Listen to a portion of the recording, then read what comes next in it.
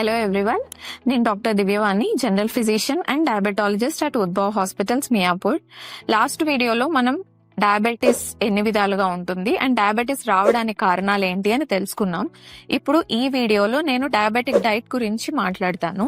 అంటే డైట్ లో డయాబెటీస్ ఉన్న వాళ్ళు లిమిట్ చేయాల్సిన ఆహారం ఏంటి అండ్ ఎక్కువగా ఏ డైట్ తీసుకుంటే వాళ్ళకి షుగర్స్ కంట్రోల్లో ఉంటాయి అన్న దాని గురించి డిస్కస్ చేద్దాం. అసలు డయాబెటిక్ డైట్ అని డిస్కస్ చేసే ముందు ఫస్ట్ ఒక బ్యాలెన్స్డ్ డైట్ అంటే ఎలా ఉంటుంది అన్న దాని గురించి మీకు చెప్తాను. బ్యాలెన్స్డ్ డైట్ అంటే మన ఒక ప్లేట్ మీల్ లో ఏది ఎంత మోతాదులో ఉండాలి అనే దాన్ని బ్యాలెన్స్డ్ డైట్ అంటారు. నార్మల్ గా మన డైట్ లో ఒక 40% of carbohydrates, 40 to 50% at max carbohydrates ఉండాలి. 20 to 30%, 25 to 30% అరౌండ్ ప్రోటీన్ ఉండాలి. 10 to 12% ఆఫ్ గుడ్ ఫ్యాట్స్ ఉండాలి. And remaining percent vitamins, minerals అన్నవి ఉన్నాయి. ఒక ప్లేట్ మీల్ లో ఇలా మనం తీసుకుంటే దాన్ని బ్యాలెన్స్డ్ మీల్ అంటాం. కానీ మన ఇండియాలో మనం చూస్తుంటే మన ఒక ప్లేట్ ఆఫ్ మీల్ లో అరౌండ్ 70% to 80% ఒక మీల్ లో మనం కార్బోహైడ్రేట్స్ అన్నవి ఎక్కువగా తీసుకుంటాం.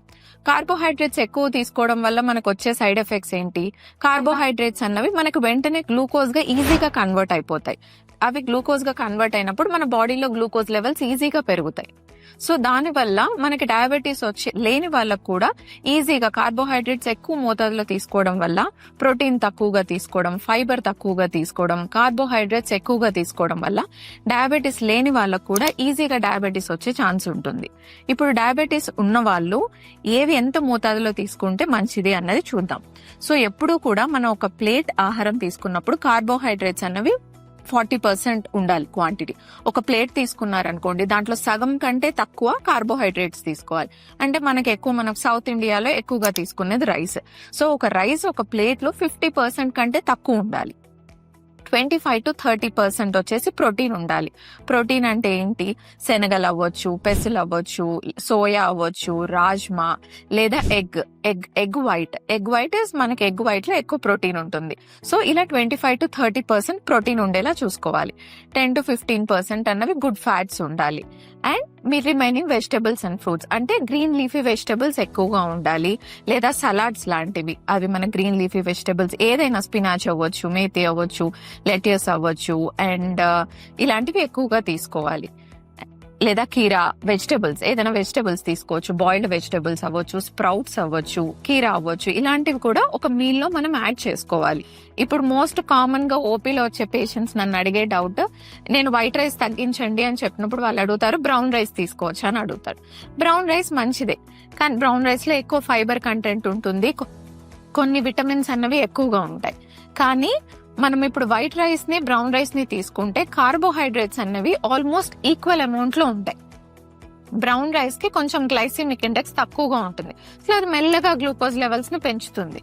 వైట్ రైస్ అన్నవి గ్లైసిమిక్ ఇండెక్స్ ఎక్కువ, తినంగానే ఫాస్ట్ గా బాడీలో గ్లూకోజ్ లెవెల్స్ అన్నవి పెరుగుతాయి. వైట్ రైస్ తీసుకుంటున్నారా, ఒక పూట వైట్ రైసే తినండి, పర్వాలేదు. కానీ మీ ప్లేట్ లో ఎంత క్వాంటిటీ ఆఫ్ వైట్ రైస్ మీరు తీసుకుంటున్నారు అన్నది ఎక్కువ ఇంపార్టెంట్. సో క్వాంటిటీ, ఒక కప్ వైట్ రైస్ తీసుకోండి.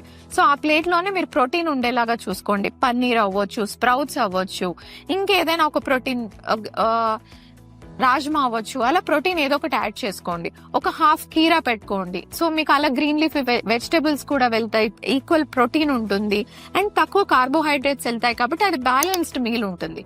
సో మీ బాడీలో గ్లూకోజ్ లెవెల్స్ అన్నవి అంత ఫాస్ట్ గా పెరగవు ఇలాంటి డైట్ తీసుకున్నప్పుడు. సో డయాబెటిక్ డైట్ అని ఏదో ఒక డైట్ టెంపరీగా యూజ్ చేయడము, లాంగ్ టర్మ్ లో మళ్ళీ యూజ్ చేయలేక ఆపేసేయడము, ఇలా చేయడం కంటే ఒక బ్యాలెన్స్డ్ డైట్ అలవాటు చేసుకోవాలి డయాబెటీస్ ఉన్న వాళ్ళు. మన లైఫ్ స్టైల్ కి సెట్ అయ్యే డైట్, మన బాడీకి సెట్ అయ్యే డైట్.